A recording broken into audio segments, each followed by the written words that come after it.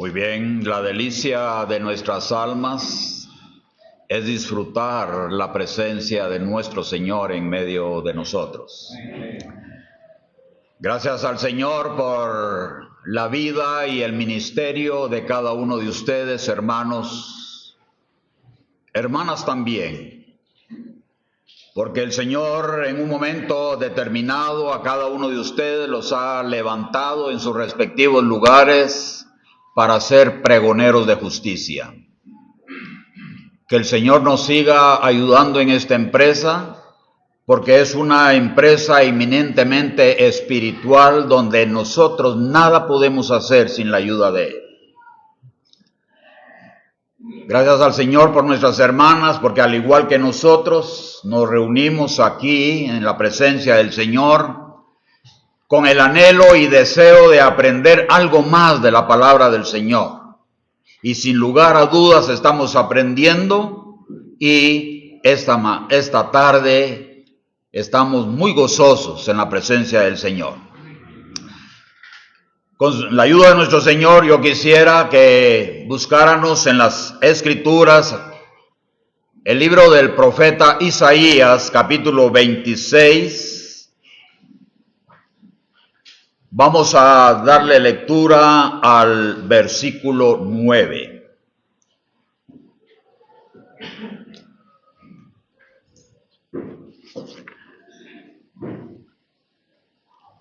Dice la palabra del Señor, Isaías 26, 9. Con mi alma te he deseado en la noche, y en tanto que me dure el espíritu dentro de mí, madrugaré a buscarte, porque luego que hay juicios tuyos en la tierra, los moradores del mundo aprenden justicia. Que el Señor añada bendición a la lectura y meditación de su preciosa palabra. Para retomar un poco el contexto de lo que hemos venido escuchando a lo largo de la mañana, hermanos, hermanas,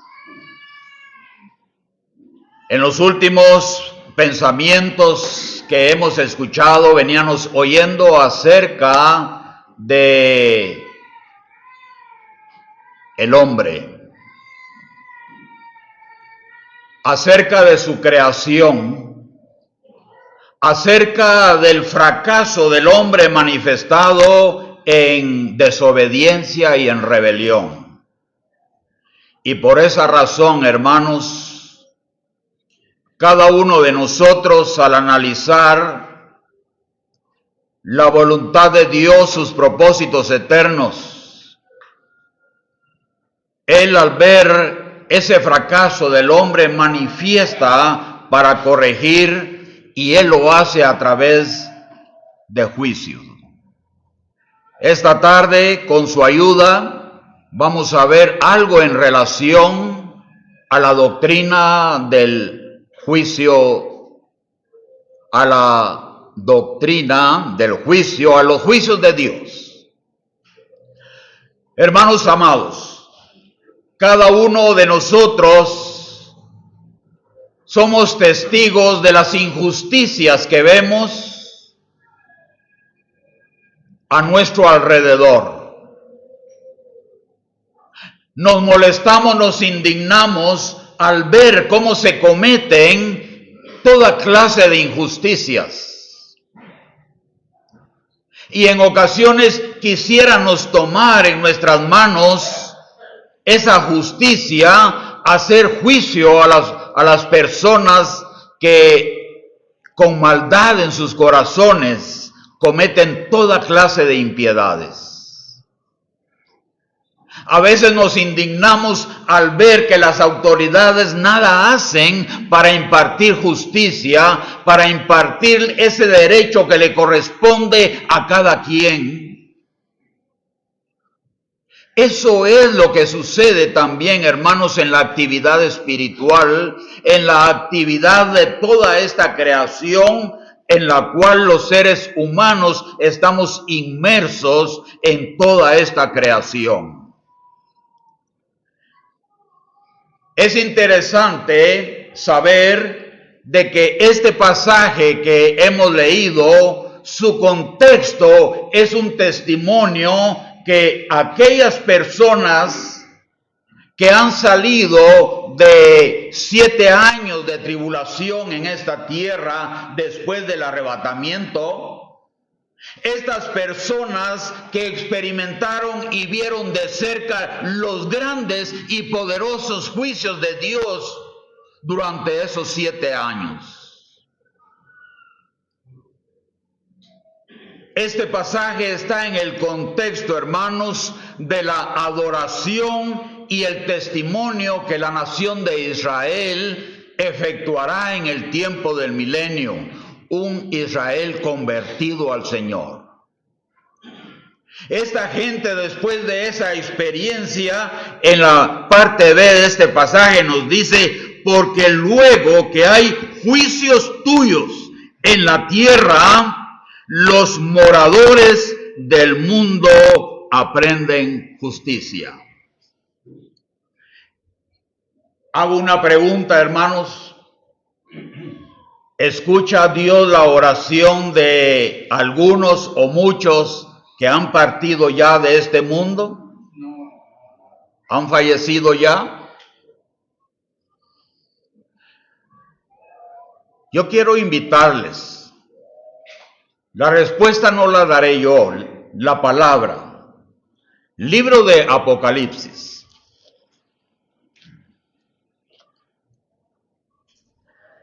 Capítulo 6, versículos 9 y 10 vamos a leer únicamente.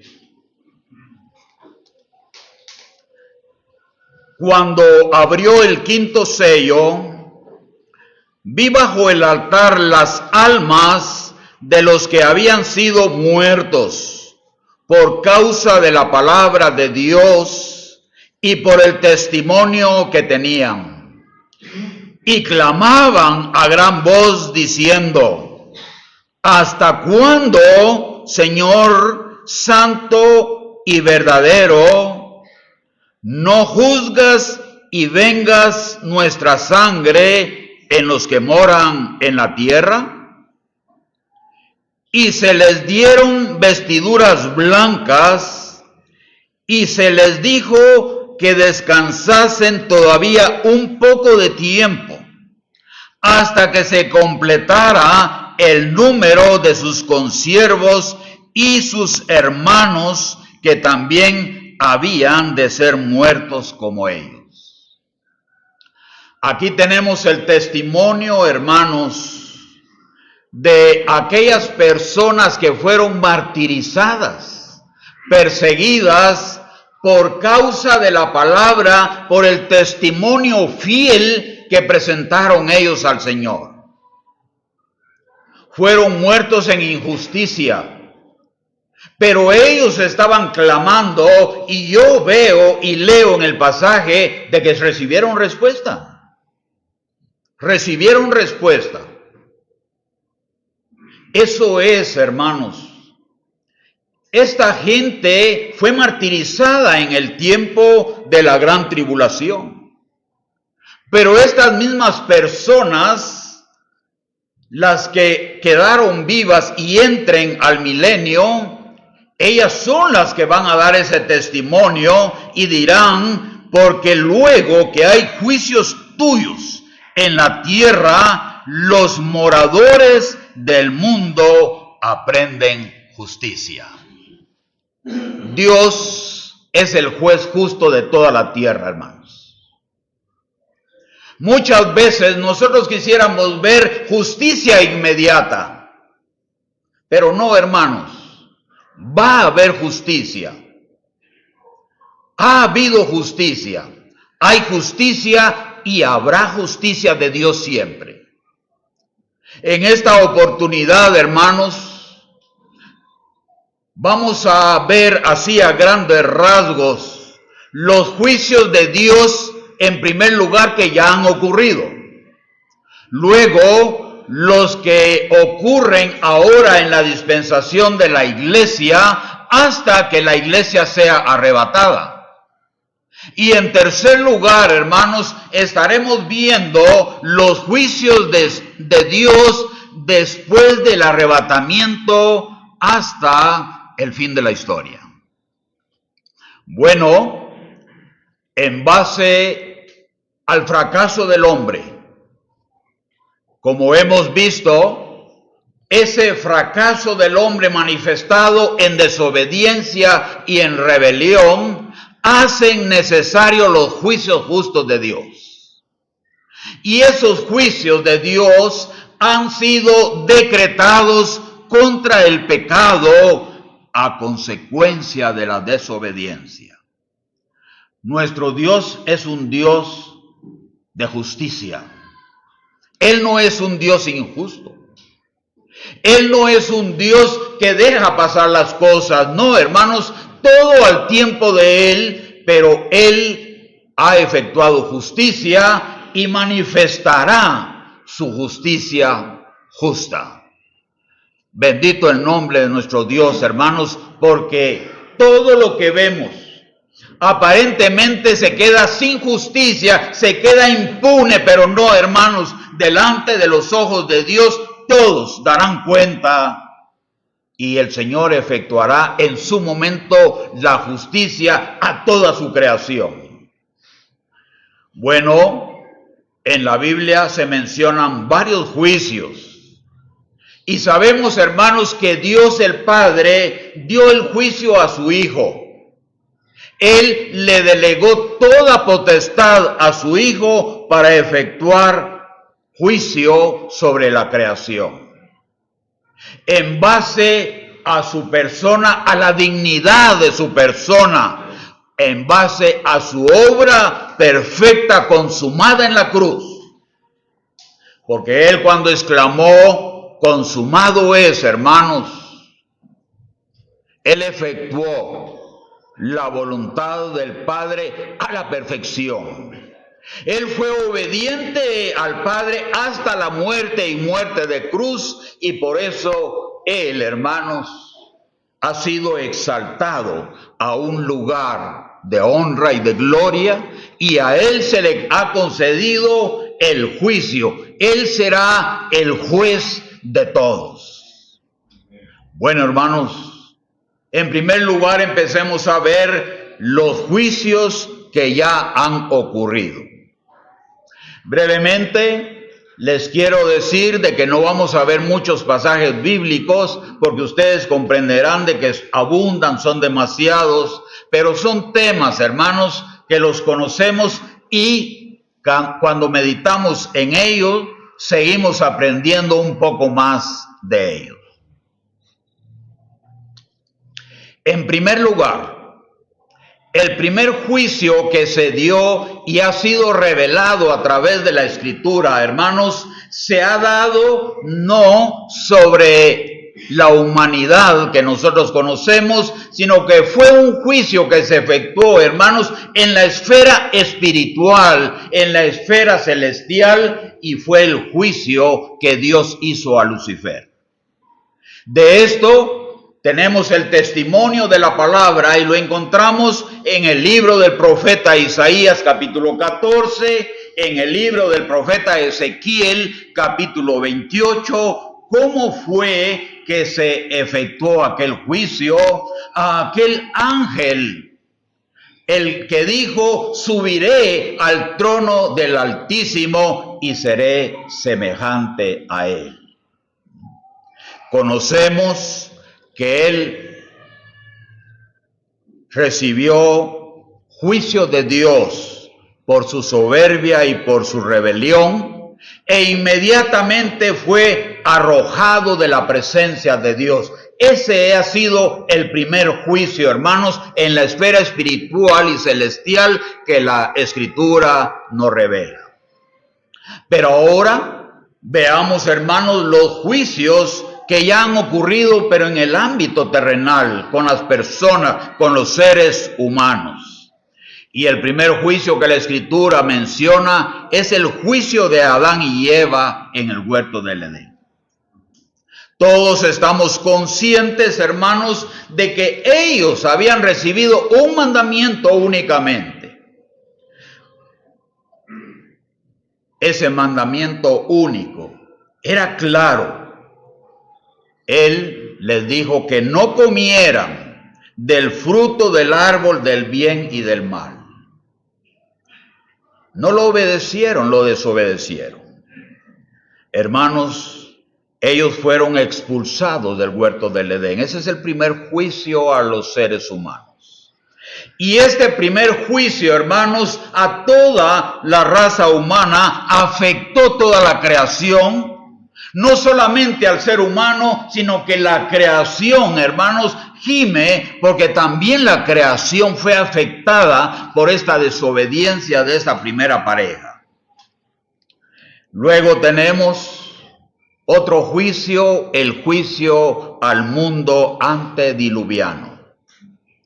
Este juicio, hermanos, Dios envía un diluvio mundial. Génesis capítulo 7 nos narra esto. Dios envía un diluvio mundial, juicio por el pecado de la humanidad en la época de Noé. Hermanos, Dios a través del diluvio destruyó toda la humanidad, excepto Noé y su familia. Porque por fe y en obediencia a la palabra de Dios construyeron el arca donde él y 7 personas más fueron salvas. Posteriormente, la Biblia nos narra de otro juicio, el juicio en la Torre de Babel, Génesis 11.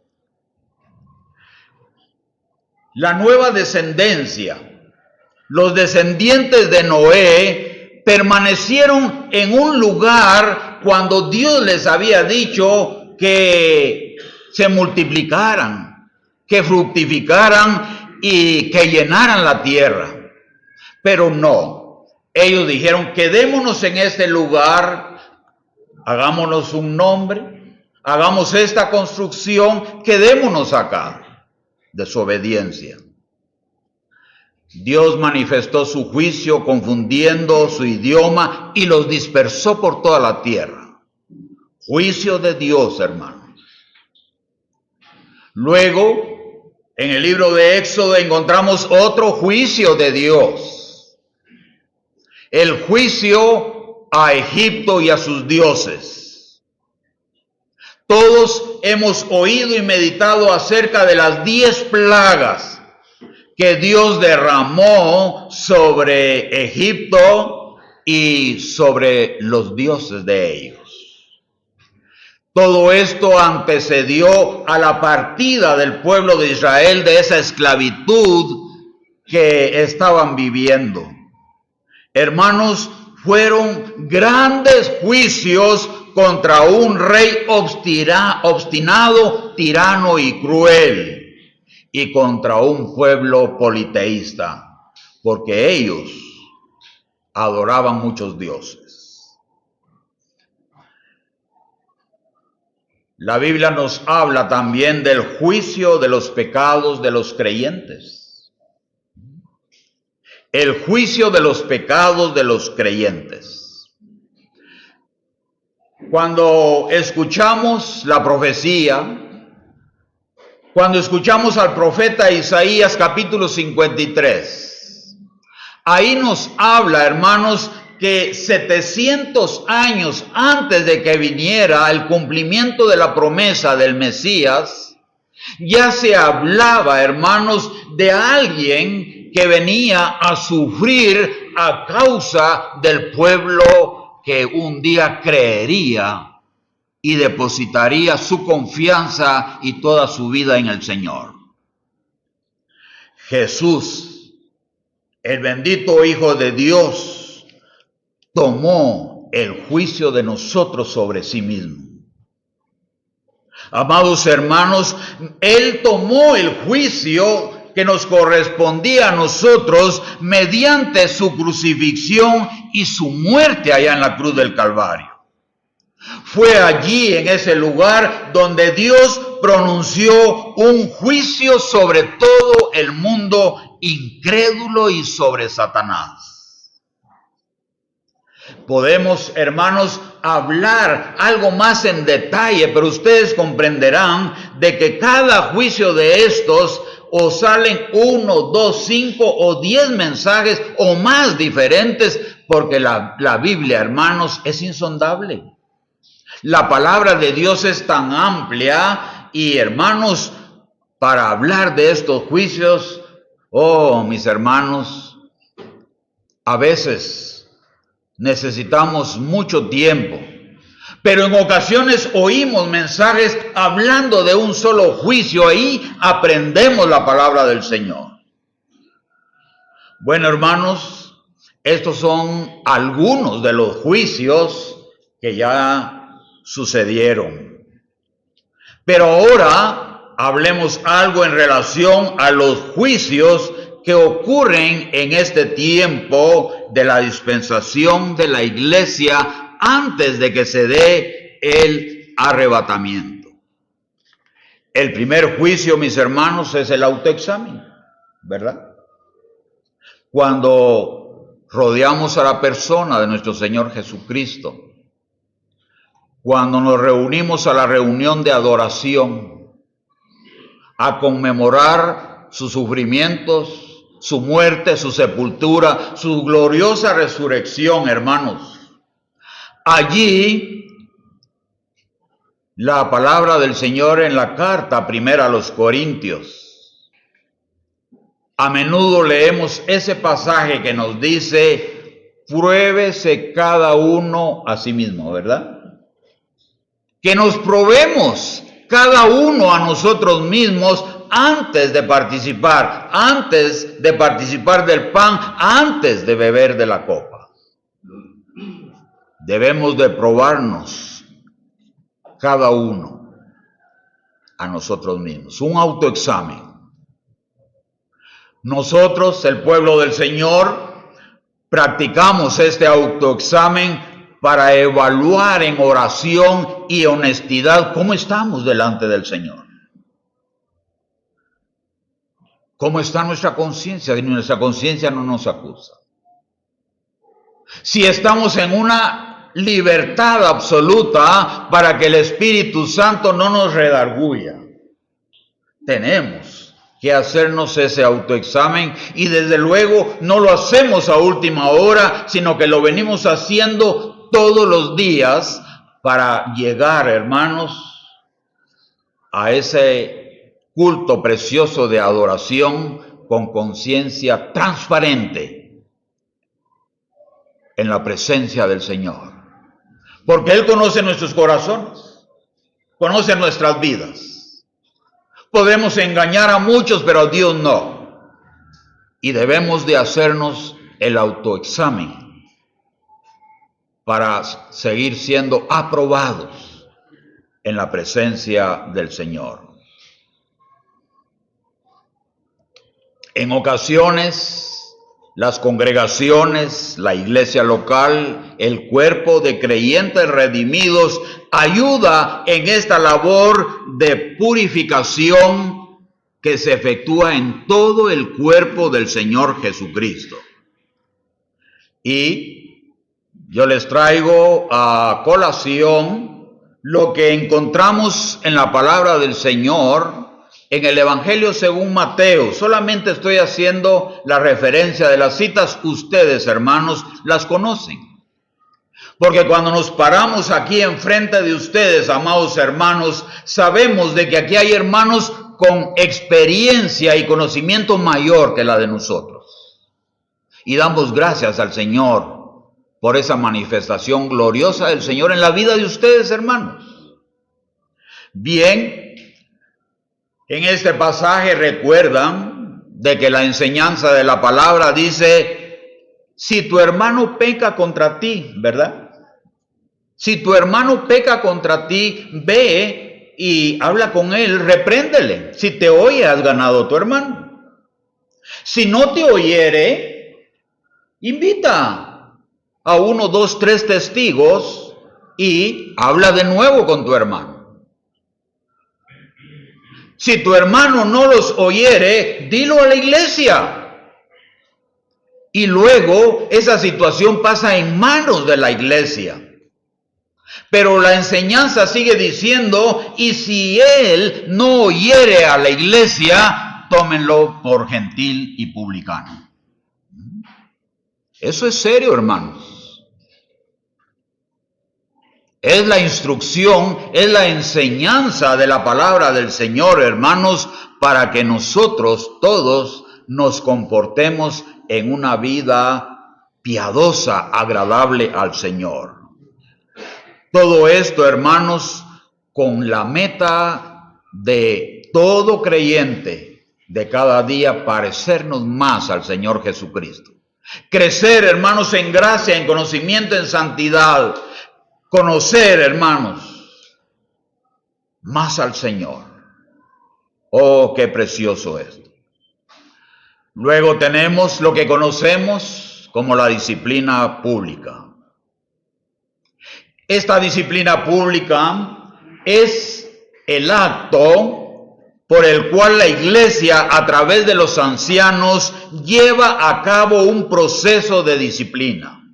De un creyente que se ha desviado, que ha desobedecido, que ha cometido pecado. Y hermanos, por las consecuencias de esa desobediencia, de esa rebelión, de ese pecado, las consecuencias son inmediatas, futuras y son eternas también. La iglesia, hermanos, entra a efectuar esta disciplina pública, porque recordemos lo que dice el apóstol Pablo en la primera carta a los Corintios, capítulo 5, de que un poco de levadura leuda toda la masa. Un poco de levadura leuda toda la masa. Y los ancianos, aquellos que el Señor ha levantado, están vigilantes del rebaño. Y ellos quieren un rebaño sano. Porque el Señor Jesucristo, que es nuestro buen pastor, el príncipe de los pastores, Él ha instruido, hermanos, y Él ama a sus ovejas y desea que todas estemos sanas. Bendito el nombre del Señor. Amén. Bueno, hermanos, todo esto con un objetivo, y es para corrección y para restauración. De esa manera nos ama el Señor a nosotros. Luego conocemos lo que se llama la disciplina divina. La disciplina divina es una disciplina que Dios ejerce directamente. Como un padre, hermanos, que es Él hacia nosotros, corrige a su hijo que le ama y desea ver lo mejor para nosotros. Él se manifiesta de tal manera para llevarnos a un nivel de arrepentimiento con el propósito, hermanos, de encauzar y volvernos a la restauración cuando nosotros pecamos, le desobedecemos o nos rebelamos en contra de Él. De este modo, hermanos, esta clase de disciplina se debe a la desobediencia de nosotros y se debe a pecados que hemos ocultado, pecados no confesados. Lo escondimos a la iglesia, a la autoridad de la iglesia, pero a Dios no, hermanos, no, Él conoce. Y cuando Él ve que aquel creyente ha ocultado algo y le está haciendo o nos está haciendo daño, aquel pecado, aquella rebelión, Dios interviene. Y muchas veces Él interviene por el empecinamiento de nosotros, muchas veces de continuar una vida de desobediencia. No queda otro recurso que Él intervenir directamente. Así es Dios, hermanos. No se le escapa absolutamente nada. Él es un Dios de justicia. Ahora, hermanos, juicios que ocurrirán después del arrebatamiento de la iglesia. Tenemos los juicios del período de la tribulación. Todos sabemos, hermanos, que se describen como 7 sellos abiertos. Juicios que se describen como 7 trompetas sonando. Juicios que se describen como 7 copas siendo derramadas. Este juicio contra los malvados no dejará duda alguna sobre la ira de Dios contra el pecado. Luego, hermanos, el juicio del tribunal de Cristo.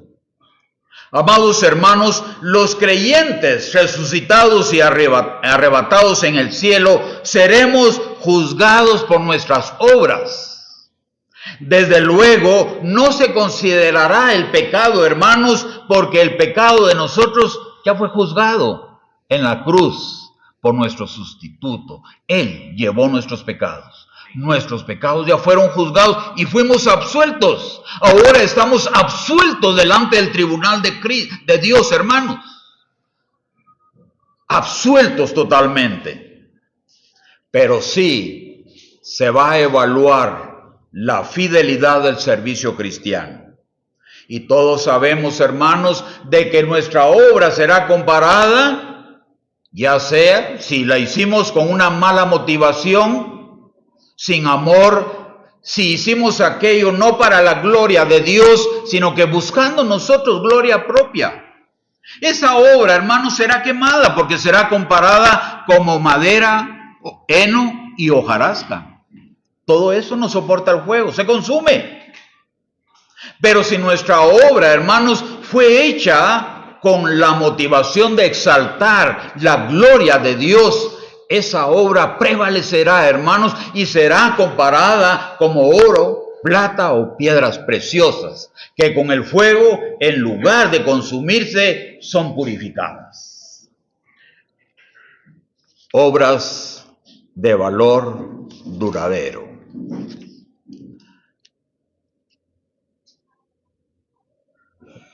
Viene otro juicio después del arrebatamiento, después de la tribulación, el juicio de las naciones al final de la tribulación.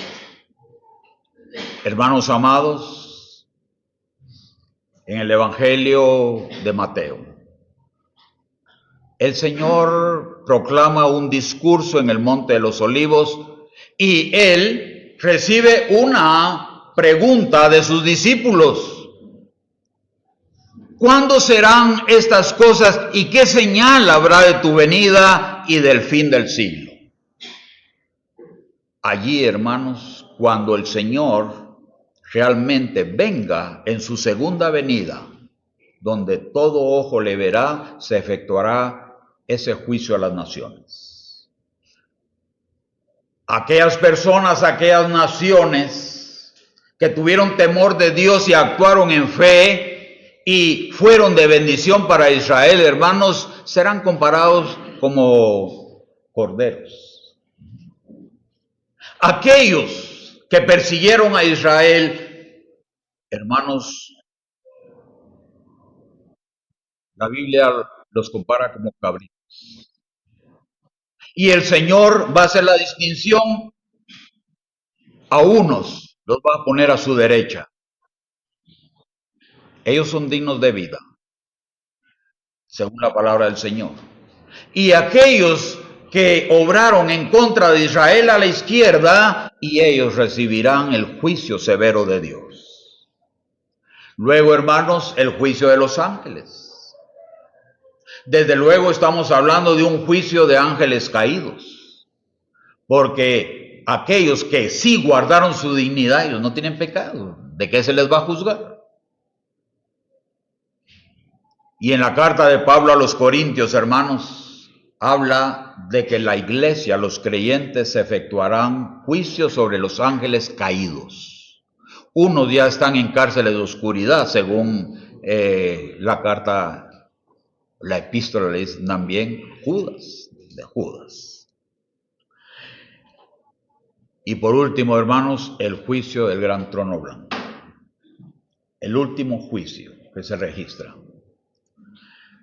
Es el juicio final donde todos los incrédulos comparecerán en la presencia del Señor, delante del trono blanco. Amados hermanos, ahí serán juzgados todos aquellos hombres que cerraron su corazón, no creyeron. Todas aquellas personas incrédulas de todas las épocas, de todas las dispensaciones, por sus pecados, y esto ocurrirá al final del milenio. Y ellos serán condenados eternamente y para siempre. Hermanos, para culminar, en los juicios que hemos mencionado, Dios hace brillar su perfección, hace brillar su santidad, hace brillar su justicia y toda su gloria. Porque todos reconocerán de que Él es un Dios justo, un Dios de justicia.